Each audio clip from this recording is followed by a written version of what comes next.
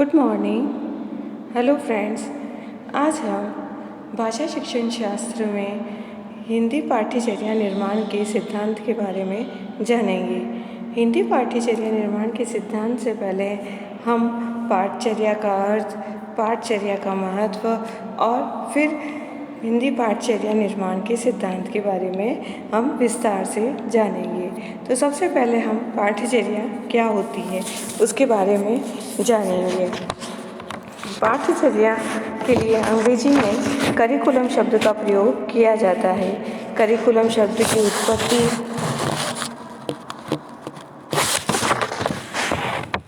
Latin भाषा के शब्द से हुई है जिसका अर्थ होता है दौड़ का मैदान।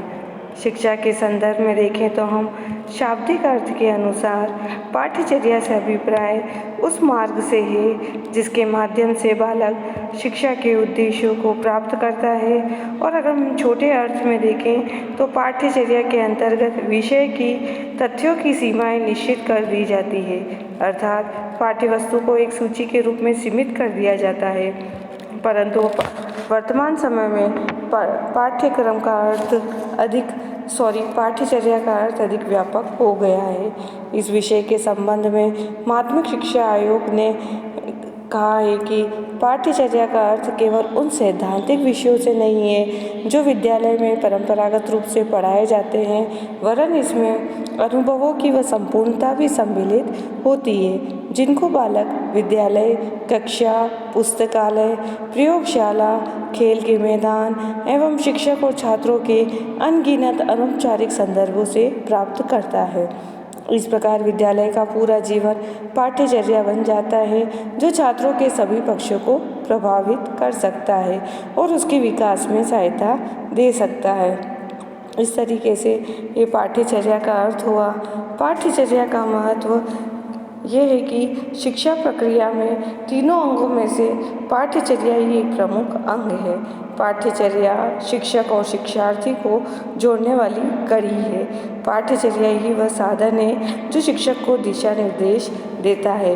पाठ्यचर्या के माध्यम से ही बालक का सर्वांगीण विकास में सहायता मिलती है। वह सभ्यता और संस्कृति के विकास में भी सहायता प्रदान करता है, नैतिक चरित्र के विकास में सहायता प्रदान करता है, रचनात्मक शक्तियों में सहायता प्रदान करता है, जिससे बालक में कुछ न कुछ रचनात्मक शक्तियाँ होती है। तो इन शक्तियों का वो उचित दिशा में उसका कैसे विकास किया जाए, ये पाठचर्या की महत्वपूर्ण भूमिका के रूप में निर्वाह होता है कि पाठचर्या ही उसको सृजनात्मक और रचनात्मक शक्तियों का विकास करने में सहायता पहुंचाती है।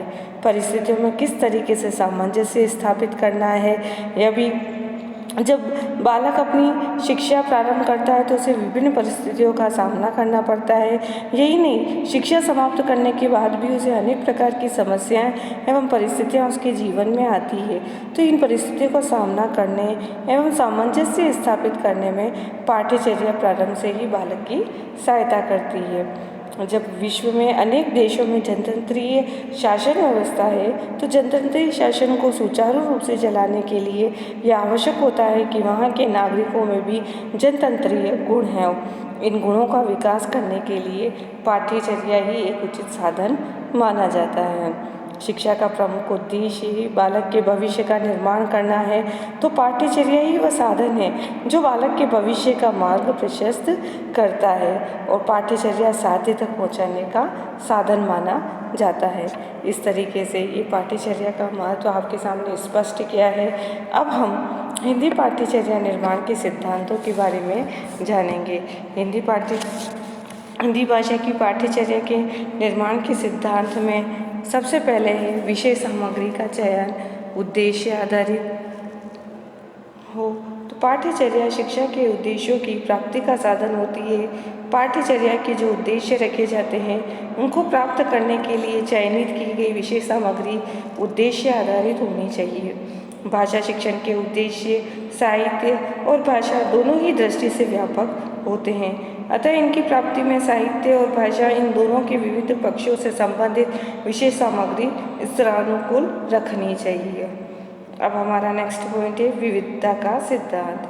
पाठ्यचर्या में विविधता होनी चाहिए। जीवन के अनेक रंग हैं और ज्ञान के अनेक क्षेत्र।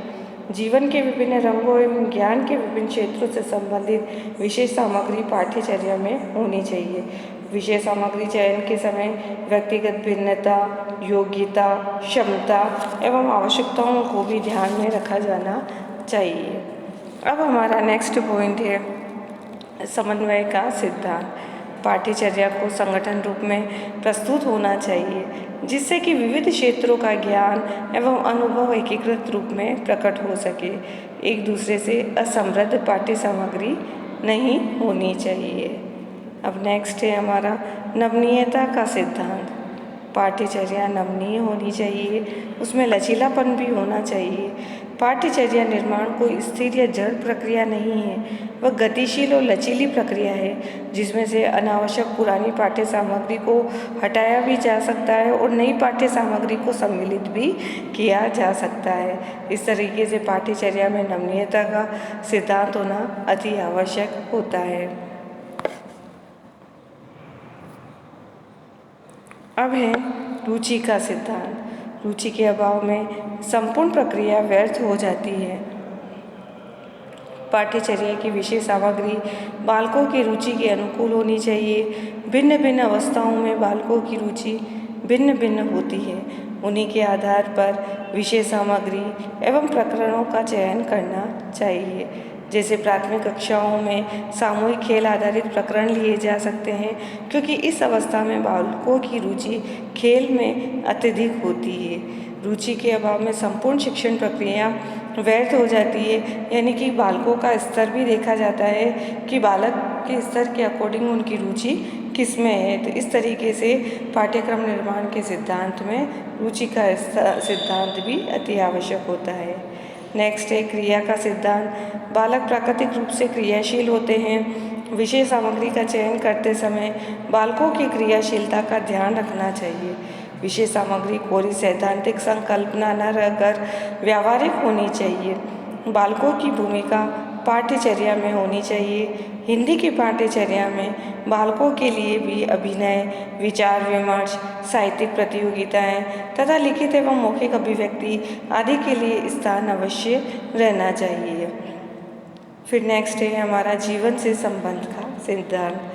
बालक अपने जीवन में जिन बातों को देखता है, सुनता है, यदि पाठ्य सामग्री का संबंध उनसे होगा तो वह पाठ्य सामग्री अधिक व्यावहारिक और उपयोगी होगी। अतः बालकों की पाठ्य सामग्री का संबंध उसके वातावरण से अवश्य होना चाहिए।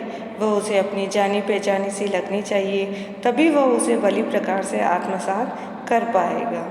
हमारा नेक्स्ट और अंतिम पॉइंट है विभिन्न स्तरों की बाह्यचर्या में सुसंबंध। विद्यालय शिक्षा की प्रक्रिया प्राथमिक, उच्च प्राथमिक, माध्यमिक एवं उच्च माध्यमिक आदि स्तरों से गुजरती है। प्रत्येक स्तर की पाठ्यचर्या भिन्न होती है। शारीरिक, मानसिक, संवेगात्मक और सामाजिक विकास के आधार पर पाठ्यचर्या में भिन्नता होना स्वाभाविक है, लेकिन इसमें स्वाभाविक विकास का जुड़ाव भी आवश्यक है।